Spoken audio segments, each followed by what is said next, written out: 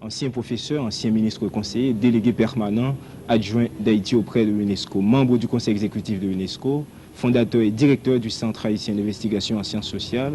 Hubert de Onstré, vous avez été, vous êtes tellement de choses qu'il y a une difficulté de vous définir. Vous avez cherché? Bien, je suis un Haïtien à part entière. Je suis né à l'habitation La Bruyère, 8e section de la commune de Petit-Goâve, d'une famille très modeste. Et j'ai fait mes études primaires chez les frères de l'instruction chrétienne à Petit-Goâve, mes études secondaires au lycée Alexandre Pétion de Port-au-Prince, mes études universitaires à l'école normale supérieure de l'Université d'Haïti et à la faculté des sciences sociales de l'Université Laval au Québec, mes études post-universitaires au Chili. J'ai occupé plusieurs postes dans l'administration publique, à l'université, dans la diplomatie, dans la politique. Mais ma vraie carte d'identité professionnelle, c'est le CHIS, le Centre haïtien d'investigation en sciences sociales, que j'ai fondé en 1966. Donc, globalement, je me définis comme un chercheur engagé. Mais j'ai dit en citant quelques-uns de vos titres et occupations, ancien professeur, vous n'avez pas bougé. C'est le seul poste que vous avez quitté et qui reste aux yeux de nos étudiants une décision impardonnable. Parce que vous avez été, on le dit, un excellent professeur. Et vous savez, la vie universitaire, c'est l'une des plus belles, des plus nobles qu'il soit donné à quelqu'un de vivre. Et j'ai connu des moments très édifiants à l'université. Et évidemment, je n'ai pas décidé d'abandonner l'université. Non, loin de là. J'ai cédé à des contraintes de temps, de lieu, de distance. Et nommé délégué permanent adjoint d'Haïti à l'UNESCO en 1976, j'ai dû m'éloigner des rives haïtiennes. Et rappelé en Haïti en 1978, j'ai tenté de réintégrer l'université, mais j'ai compris que la présence, la voix d'un Hubert de Ronceret du haut de la tribune de l'université gênait quelque peu certains ténors en place. Alors, je me suis bien gardé de forcer les ouvertures à l'université. Mais quand même, vous vivez comme retiré des activités intellectuelles haïtiennes. Autrefois, vous vous plaisiez à donner des conférences, à rencontrer nos étudiants, les orienter. Vous avez silencieusement renoncé à toutes ces occasions de culture d'autrefois. Alors aujourd'hui, qu'est-ce qu'il est devenu, ce Hubert de Onstré qu'on aimait et qui n'était jamais inintéressant? Je crois qu'il faut distinguer des moments dans ma carrière. J'en distingue trois. J'ai d'abord été un professeur d'université, un chercheur, et ça a été la période la plus dense, la plus longue de ma carrière. En tant que directeur du CHIS, je développais des recherches, je rencontrais des étudiants, j'étais avec eux un peu partout, dans les villes, dans les campagnes, dans les familles, dans les institutions scolaires, dans les milieux ouvriers. Je dirigeais, je patronnais des thèses. J'avais vraiment une vie universitaire très active.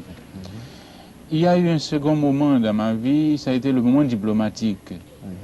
Évidemment, au niveau de la diplomatie, je n'ai pas cessé de m'intéresser aux questions intellectuelles. J'ai continué à participer à des colloques, des séminaires, des rencontres, mais à un autre niveau, à une échelle qui n'était pas l'échelle universitaire. Et il y a eu aussi un troisième moment, c'est le moment politique, qui évidemment a ses contradictions. Alors, le diplomate et le politique chez Hubert de Ronceret ne m'ont pas permis d'avoir cette même ouverture, d'être aussi communicatif qu'autrefois. Il ne m'était plus possible de partager avec les étudiants, avec le monde culturel, les nouvelles expériences acquises. Alors, je suis devenu normalement un Hubert de Ronceret apparemment distant, quelque peu mystérieux si vous voulez, Et c'est tout simplement à cause du type d'expérience qui requiert ce sens du mystère. Mais quand même, il y a les cours d'été du schiste que vous conservez et qui est dans une très large mesure une occasion exceptionnelle de culture. Mais alors, si chaque année, chaque 12 mois, et c'est peut-être à cause de votre poste à l'UNESCO, que vous ne renoncez pas à cette activité culturelle, pourquoi?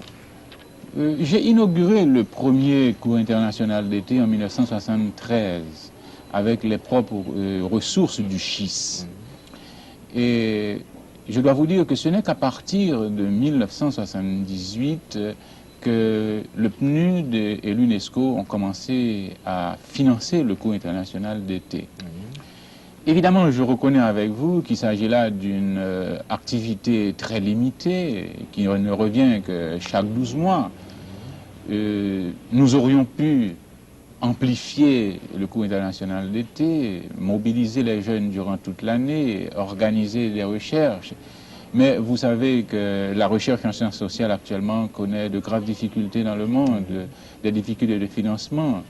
Et le schiste, lui aussi, est victime si vous voulez, de ces contraintes en matière de recherche en sciences sociales. Hubert de Monstré, vous me pardonnerez mon insistance sur ce point délicat, mais il y a des choses que vous ne voulez pas dire, que vous nous cachez. Par exemple, nombreux sont ceux qui souhaitent votre retour à l'Université d'État d'Haïti, mais vous dites que ça ne m'intéresse pas. Il y a une raison, alors tout à fait entre nous, pour quelle raison? Bon, je ne vous cache rien, et si vous le préférez, je vous dis toute la vérité. Oui. Et si je revenais à l'université, je crois que les étudiants me demanderaient autre chose que des exposés théoriques. Ils me demanderaient des réponses concrètes à leurs problèmes. Ils me demanderaient des solutions pratiques à leurs angoisses, à leurs désespoirs. Et après avoir accumulé tant d'observations, tant de recherches, après avoir exploré tant d'horizons culturels divers, j'aurais pour devoir non seulement de leur indiquer des voies, mais d'appliquer des solutions. Or, je crois que je ne devrais pas reculer, je ne devrais pas m'écarter, je ne devrais pas fuir les réalités. Je me verrais dans l'obligation de leur donner des réponses adéquates à leurs problèmes. Alors, pour toutes ces raisons, évidemment, je garde, si vous voulez, l'espoir de continuer mes relations avec le monde universitaire.